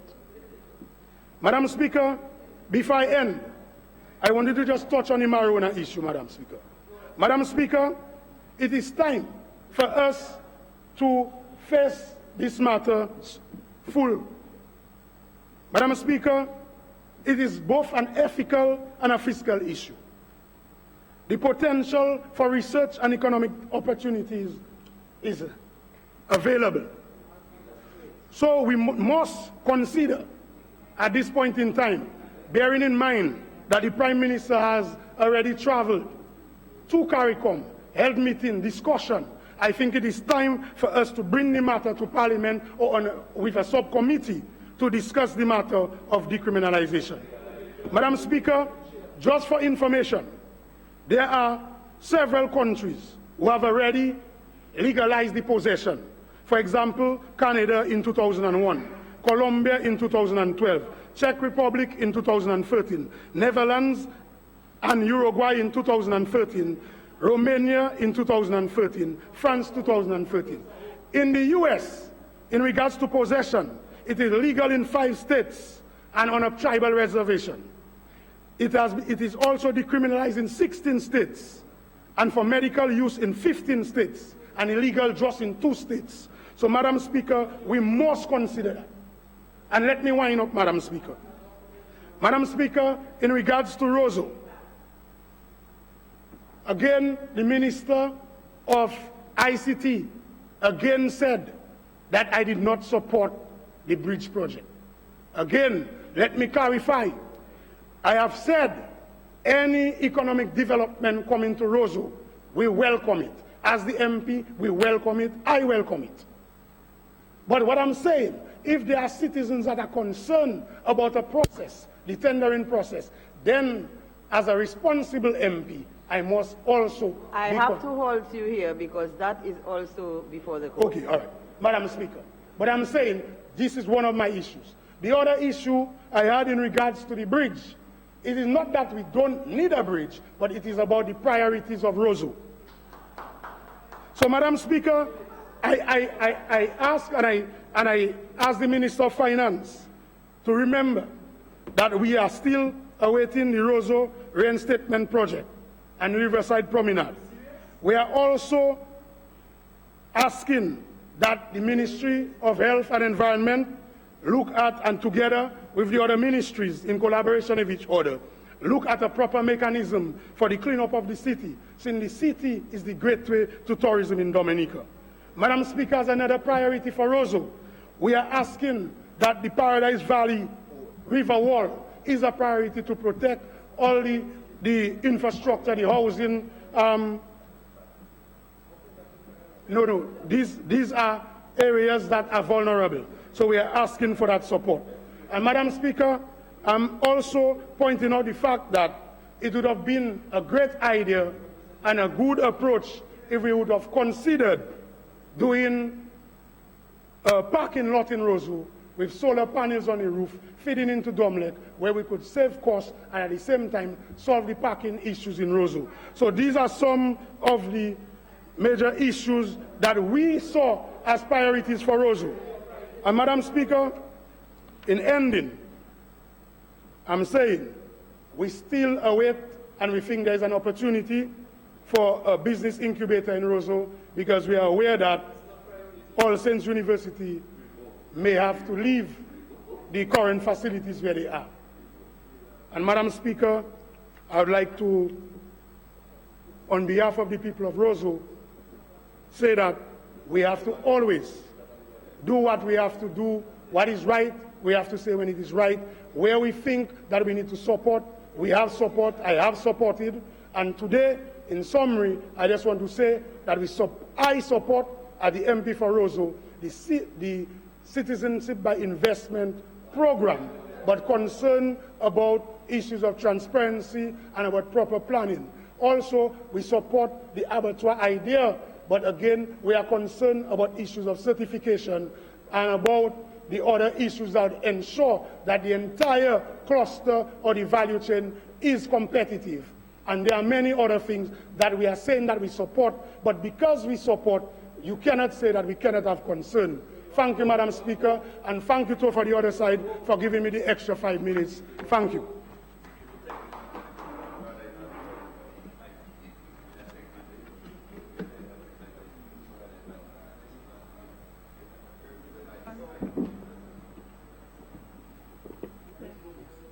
Madam Speaker, it is with a sense of esteem and national pride that I stand in this honorable House to support this budget of hope and rationality.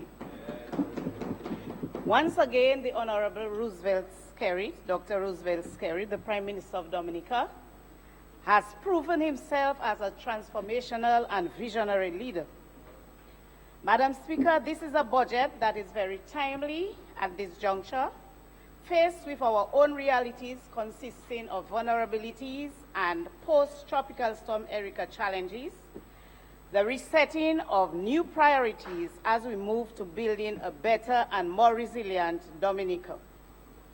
It is a budget which sets new springboards for the continued social and economic development of our Dominican society, even in the face of impeding factors and the current global environment. The fact that the opposition leader had to skirt around the issues in his attempt at rebuttal in a manner that suggested marking time and with no real substance or passion suggests to me that deep down the opposition sees this budget as one that will be effective and result in positive change for our country. I am convinced that the opposition has great admiration for this budget, but they are not willing to own up. Truth be told, every rational Dominican, opposition or not, will agree that provisions in the budget offer many opportunities for development across sectors that can be tapped into by various interest groups of both women and men situated at varying socioeconomic levels. The farmers and rural communities must be happy with the budget. The Kalinago community, those involved in tourism and real estate, the manufacturers, those in the music industry, the business community overall, including small entrepreneurs across sectors, all stand to benefit in this budget. What other sense of hope can be given? And I ask the member of Roseau Central, what other hope can be given to these people who are going to benefit tremendously if they take advantage of the measures or the opportunities? The measures contained in this budget should most certainly generate economic impact, create new jobs, encourage investment, increase revenues, strengthen and diversify the formal economy, build resilience, and promote the country's stability and growth. I am sure of that.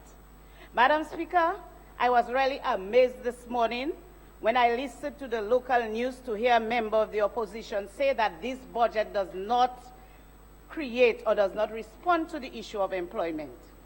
Several measures contained in this budget is expected to result in employment and income generation. Hotel development and expansion. Hotels cannot be remote controlled. They need people to work during construction and after construction. Okay, yeah? Okay. Construction. In construction, the various infrastructural projects will create employment. Agriculture, increased agriculture is expected to increase productivity and also create employment. Increased business ventures. These are just a few examples of employment creation. It begs the question as to whether there is a lack of understanding of the linkages and impact of these projects, or whether these utterances are deliberately misleading. I am making an appeal to the other side of the house that if you really love this country, that you should let it show and begin to work in the interest of developing this country.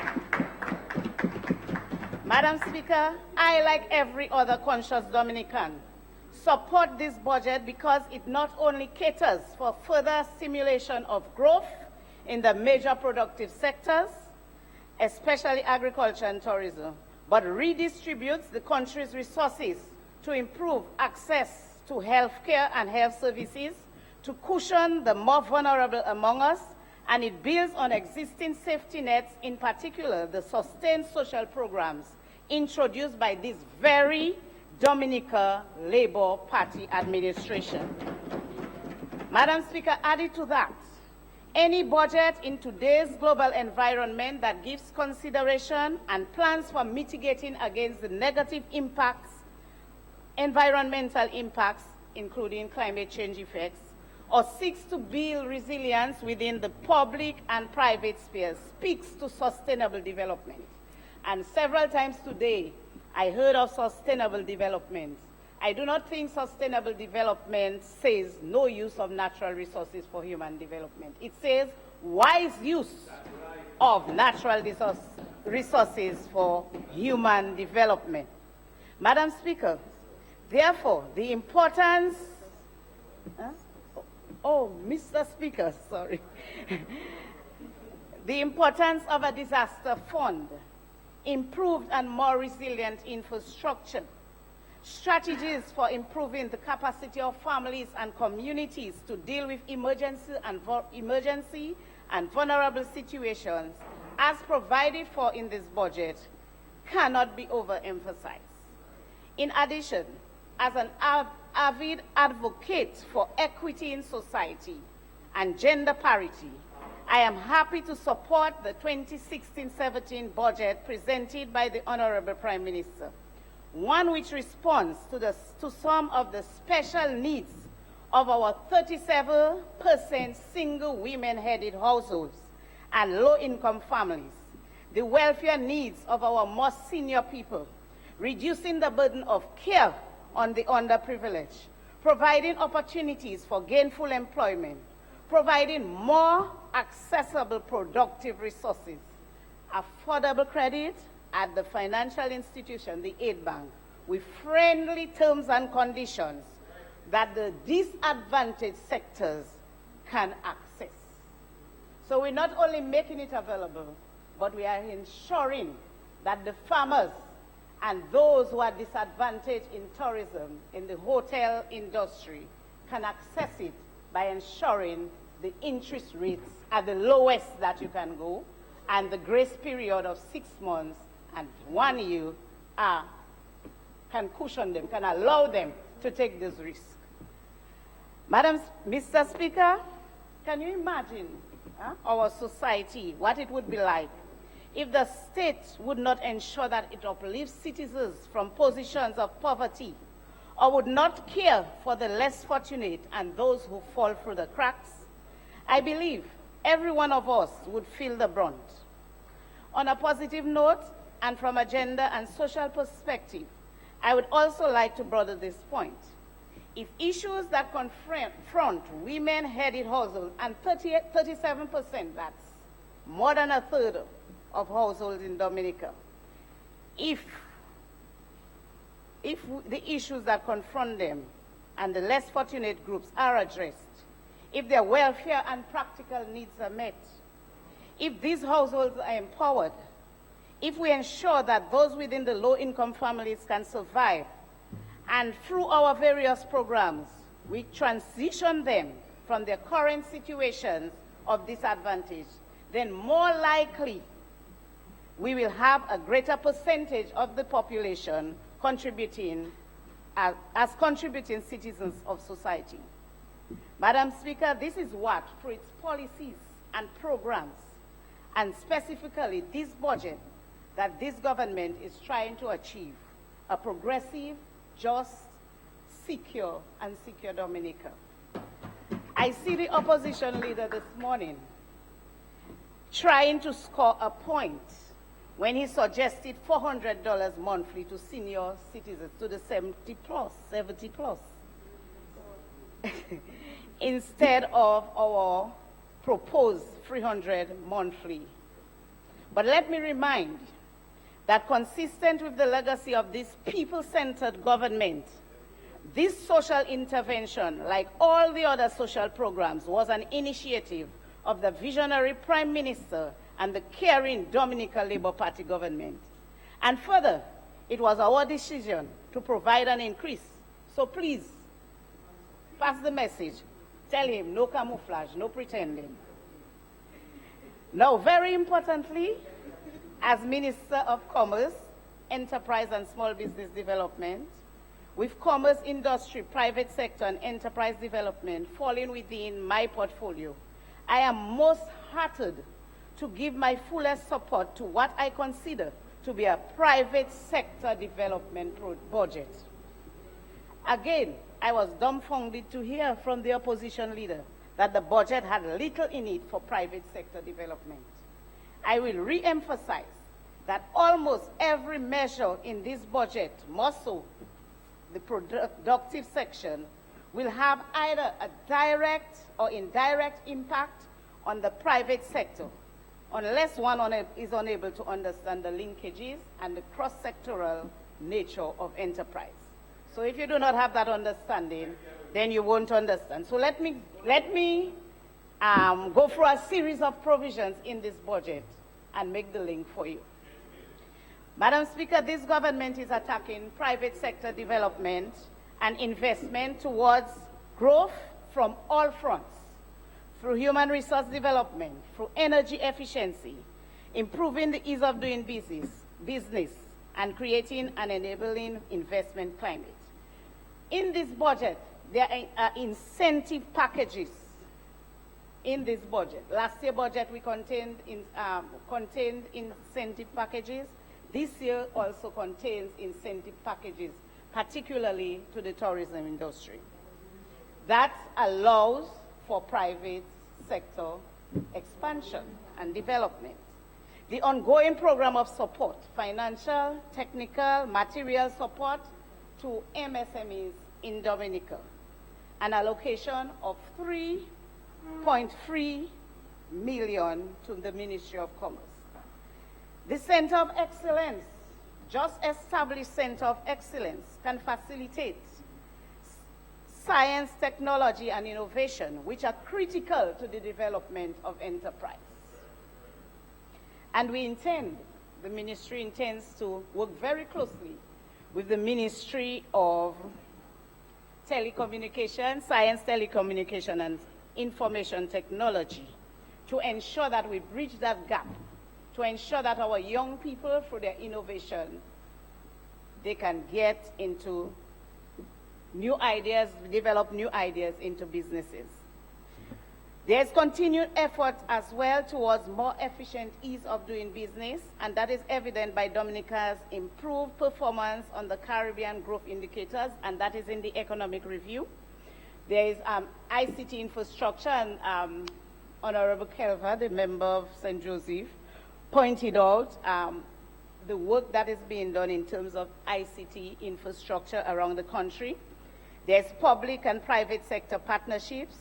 There's the pack houses for improved quality of products, and a recent decision for a special magistrate court to deal with private sector issues. And these are just a few.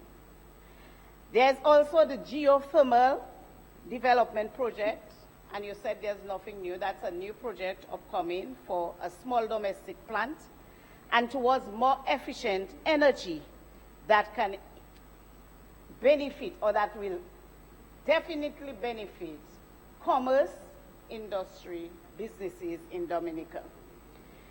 In this budget, there's an allocation of $1 million that is support to youth and agro-processors through the Ministry of Agriculture.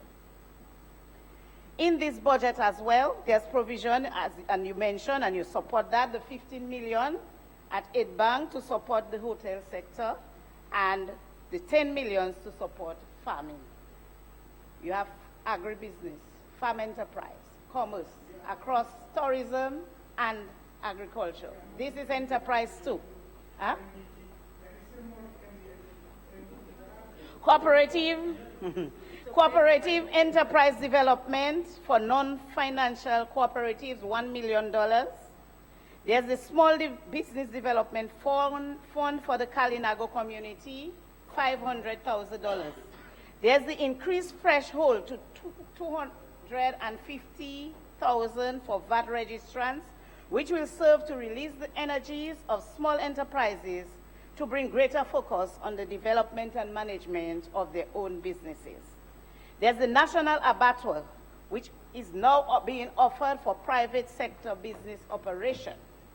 And it offers opportunities for linked enterprises in terms of the hatchery that you all mentioned, in terms of provision of feed, in terms of a number of young farmers providing, getting into livestock. Another important private sector linkage is the development of hotels that can absorb products and services from related businesses and offer opportunities for new and expanded enterprises to support the needs and operations of the hotels. And that's stand to benefit the areas, like for example, for the Kempinski Hotel, the people of the north, the businesses, the farmers, and persons offering services can all benefit. I would expect the Jubla persons doing soft furnitures can probably supply these hotels. So there are many areas within this budget which will stimulate industry, commerce, and enterprise. Another example, the building of human capital skill base through the NEP program, the NEP apprenticeship and mentorship program that feed into existing private sector demands and offer prospects for the interns themselves to develop their own business ideas. Okay?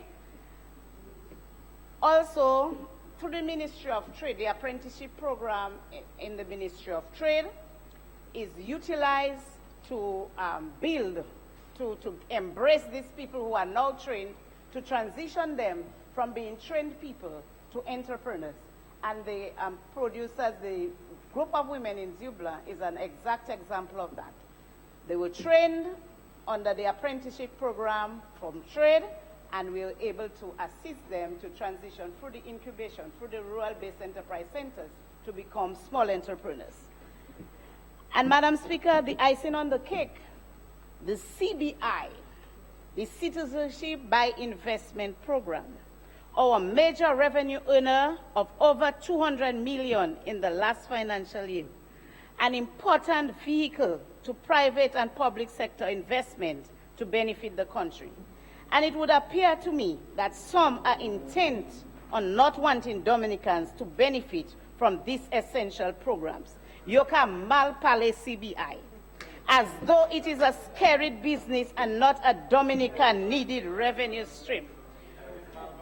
They're speaking ill of CBI, as though it's a scary project, as though it's a scary business, and not a Dominican needed revenue stream. Like any other venture, if you strategize, I heard the leader of opposition trying to imply that there was, or he said there was underreporting since there was an increase or a marked increase from last year to this year in revenue.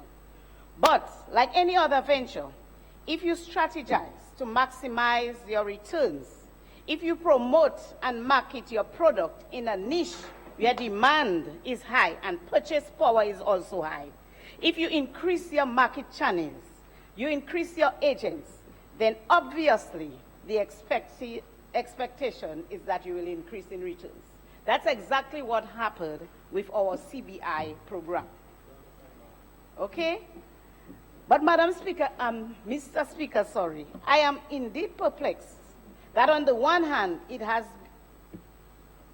been and continue to be strictly negative criticism of the CBI. That they say that it does not benefit Dominica, that there's no transparency, that it is a failure, and today raising questions as to the reason for the increased revenue. And that is being propagated even when our program has been highly rated in the international arena. Yet at the same time today, we heard of recommendations from the opposition for increased spending of the revenue to benefit constituents. We also heard that we can maybe give the opposition 10 million, I suppose 1 million per head. You know? So, Madam Speaker, we need to know what the opposition wants. And I believe it is time we know what we want. It is time the opposition owns up. And I also encourage Dominicans to support the Citizenship by Investment program, because this program brings revenue, as you would note in this budget presentation, supports several projects that benefit Dominicans around the country. It supports the National Employment Program. It supports the small business grants that people across the country benefit from all constituencies. It supports community projects. It supports the pit latrine elimination program. And further, it brings in a number of projects that when completed, like the hotel development, like the houses to be constructed in Bellevue, it will provide employment and income generation. So I am encouraging all of those within that are listening, all Dominicans here and abroad, that they need to embrace the Citizenship by Investment program. And I want to also caution them that possibly why the opposition does not want it to work is because for that very reason, because it is successful. It is clear, therefore, that the budget supports an integrated and strategic development approach with a clear vision by the government of Dominica pursuing a progressive, peaceful, and just Dominica. As Minister with responsibility for commerce, enterprise, and small business development, I am pleased to say that this Labour party government of the Commonwealth of Dominica surely recognizes the importance of micro and small business sector as a vibrant contributor to the economic and social transformation of Dominica. The ministry was instrumental in undertaking assessment of MSMEs who suffered loss as a result of Tropical Storm Erika. And we were able to provide some support to the smaller businesses in the sum of 170 small businesses in the sum of $144,317. Other MSMEs that are being facilitated under our regular existing grant program. The Ministry of Commerce, Enterprise, and Small Business Development has been charged with the vision to be the key driver fueling business economic transformation while creating an enabling environment that supports, strengthens, and promotes business development activities. As a result, for the fiscal year just concluded, the ministry was able to provide small grant assistance to some 379 clients totaling $2,584,000. The funds will make an impact in the following areas: retail wholesale business, culinary, garment manufacturing, poultry, fishing, cosmetology, beauty salon, barbering, farming, and agro-processing. Not only are these MSMEs given these funds, but due training, counseling, and monitoring and evaluation exercises are done to ensure effective use of the funds for necessary results. The ministry also is involved in training, and a number of over 40 clients participated in our last training program. The ministry, in collaboration with the Ministry of Foreign Affairs and the Chinese Embassy here in Dominica, were able to facilitate the participation of 4 micro and small businesses to attend training in China in food processing and preservation technology, jewelry making techniques for developing countries, paper cutting, and traditional folk handicraft production for developing countries. In keeping with the thrust to build back better and to ensure that MSME is established on a solid foundation, the ministry is working feverishly to develop an MSE policy through a process of wide consultation. The ministry was also able to define MSMEs to feed into necessary legislation to govern the sector. Madam and Mr. Speaker, my ministry has been working closely as well with many partners, such as the DAIC, Dominica Coalition of Services, Dominica Manufacturing Association, Dominica Arts and Craft Producers, Herbal Business Association, Bureau of Standards, DEXIA, Invest Dominica Authority, Ministry of Trade, to raise the consciousness of working together to achieve greater success as we expand and develop the MSME sector. Additionally, much effort has been exerted working with agro-processors, and I'll repeat that. Much effort has been exerted working with agro-processors to enable them to be export ready. It is having impact. You need to go and do your research. Yeah, you have to do your research. An initiative with the French market is being opened up, and we will continue to work with these agro-processors to find their niche in this market. Okay, in an effort to spread the culture of enterprise as well, we have implemented rural enterprise centers in the communities of Sinico, Paybush, Dubla, and Grand Fond. The RBEC allows for the spreading of the culture of entrepreneurship. As I said, it lends to the development of cottage-type industries. It promotes entrepreneurship among our rural youth, our women-headed households who can operate within or near the homestead. It allows for prospects of employment for new ventures. It allows for prospects of employment and new ventures. It allows for shared space and the pooling of resources. So those are some of the activities within my own ministry that seeks to push, to develop, to expand enterprise and business and private sector.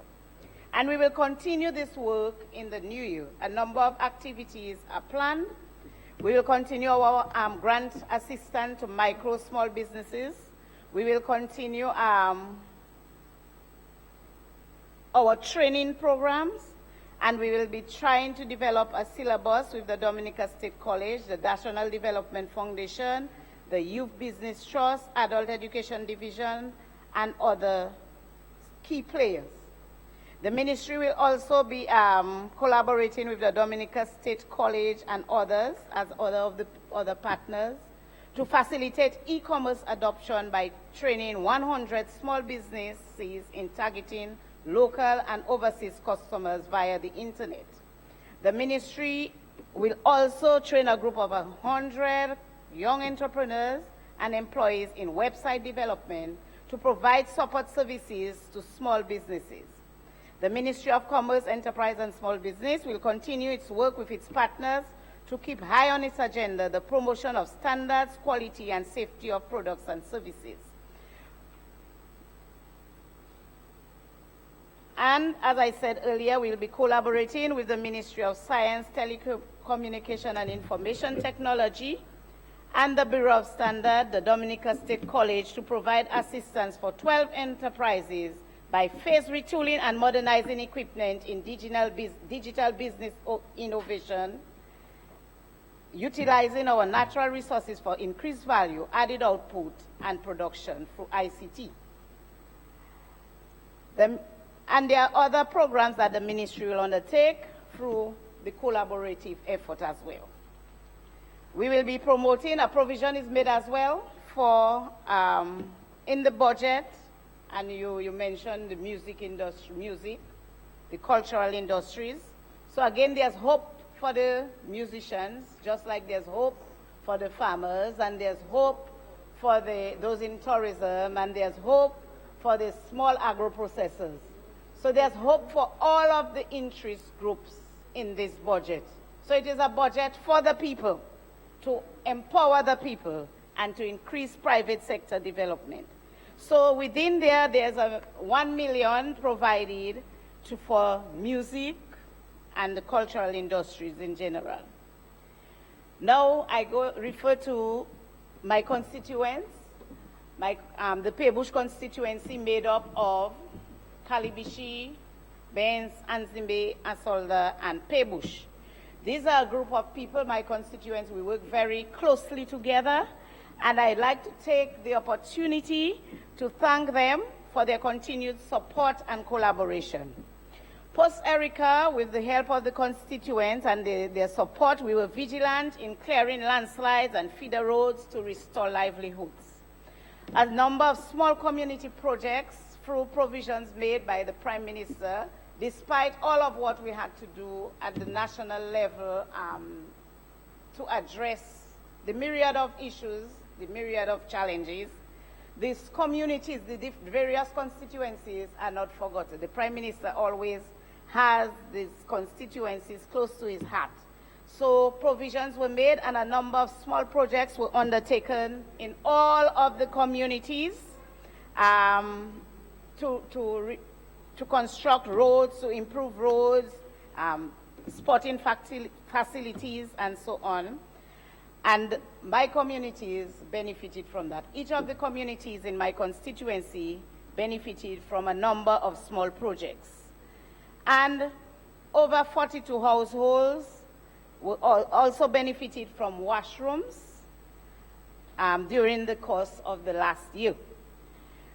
The government investment of $190,000 to repair the Benz School, which almost looks brand new again, and I thank the Minister of Education. Everybody thinks it's a brand new school. And there's $1.2 million contract signed for the Kalibishi Middle Ridge Road. We all know that Kalibishi is a hub for agriculture, and this road is going to benefit a number of farmers within that area. And the Minister of Agriculture would attest to the fact that production is growing in Kalibishi. The Kalibishi farmers, the farmers in my constituency and surrounding communities, they are involved in the production of onion. You know, the quality of the onion is very good. It's even better than what you ordinarily buy in the supermarket. They're in the production of potato.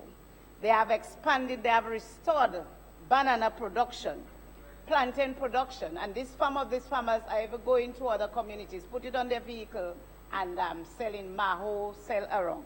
So they have benefited from a number of the programs implemented by the Ministry of Agriculture, and production is well.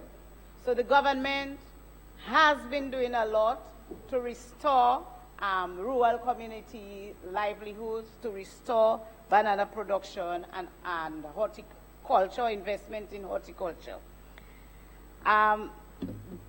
The work will continue. I would encourage my constituents that the work will continue. We will continue the mobilization, organization, and sensitization programs with key interest groups. This is with a view to engaging farmers, those in tourism-related activities, agro-processors, targeting them for training, education, resource support, and towards enhanced economic activities and enterprises. There are also a number of vulnerable areas around the constituency which became even more visible since Erica that we will be addressing. So a number of small projects will seek to address some of the vulnerable areas within the constituency. And so I want to thank all of the people that I work, the groups, the village councils within my constituencies that assist in me in implementing a number of these projects, and a number of the farmers group, the 156-strong Calibishi farmers group, the 86-strong Pebush farmers group, and now we have a 22-strong young farmers group. We work closely, the tourism group in Calibishi, we work very closely with the various organizations. We work together for the development of the communities in my constituency. And I'd just like to say thank you to them and to encourage them to continue the good work, and that we do have a lot of work to do this year, and they will stand to benefit from the CBI monies, from the CBI revenues. And so I would urge my constituents, and I know my constituents are going to embrace the CBI program because it is a vehicle for development in our country. I thank you.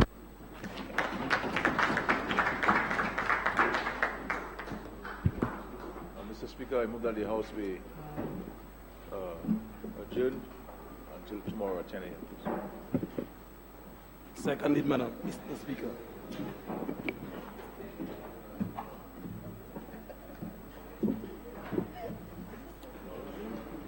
It has been moved and seconded that the House be adjourned until 10 a.m. tomorrow morning. Those in favor? Aye. Those against? This House stands adjourned until 10 a.m. tomorrow morning.